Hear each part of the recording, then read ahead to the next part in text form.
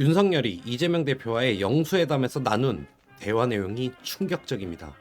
한국일보의 단독으로 나온 기사에서 윤석열과 이재명 대표의 영수회담 메신저 역할을 한 함성득 경기대 정치전문대학원장과 이명백 고려대 명예교수의 인터뷰 내용인데요. 윤석열은 영수회담에서 이재명 대표에게 차기 대선에서 이 대표에게 불편한 인사를 대통령 비서실장 인선에서 배제하겠다는 뜻도 전했다고 하는데요. 이에 이재명 대표는 경쟁은 많을수록 좋다며 거절했다고 합니다. 게다가 이 대표의 수사는 결국 문재인 정부에서 시작된 것 아니냐, 영수회담 쭉 이어져서 앞으로 더 자주 만난다면 골프 회동도 하고 부부 동반 모임도 하자면서 각종 유화 제스처를 보냈다라고 하는데요. 그러나 이재명 대표는 국정기조의 전환이 먼저이고 그에 상응하는 신뢰회복 조치가 있어야 총리 추천 등의 협조를 할 수 있다고 맞받아쳤다고 합니다. 밝혀진 인터뷰 내용 중 이 대목들에서 윤석열의 속내를 알 수 있을 것 같습니다. 차기 대선에서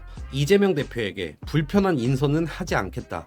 그리고 이 대표의 수사는 문재인 정부에서 시작됐다. 골프회동, 부부동반 모임도 하자라는 대목인데, 최근 이화영 부지사의 회유 및 조작 수사의 방법과 당시호 녹취록에서 나온 검사의 협상 방식과 너무나도 흡사한 면모를 보여주는 대목인 것 같습니다. 당장 이재명 대표의 주요 재판 내용들을 살펴보면 문재인 정부에서 시작된 것이다 하더라도 대장동 사건의 경우 대선 당시 국민의힘에서 이재명 대표를 고발하여 수사에 들어가게 되었고요. 성남FC 사건에 대해서는 2018년도 바른미래당의 고발로 시작되어 최종 무혐의가 난 사건에 대하여 윤석열 정권에 들어서 재수사를 하게 되었습니다. 그리고 변호사비 대납 사건 관련도 문재인 정부에서 시작되었긴 하지만 실제로 윤석열 지지 선언을 할 그룹이 대선 시즌에 고발한 사건이고, 무죄로 종결이 났던 수사에 대해서 대북 송금이라는 별건 수사로 별도의 불법 수사가 들어갔습니다. 위증 교사 재판에 대해서도 무죄 판결 난 사건에 대하여 또다시 별건 수사로 윤석열 정부에서 기소가 이루어진 사건입니다.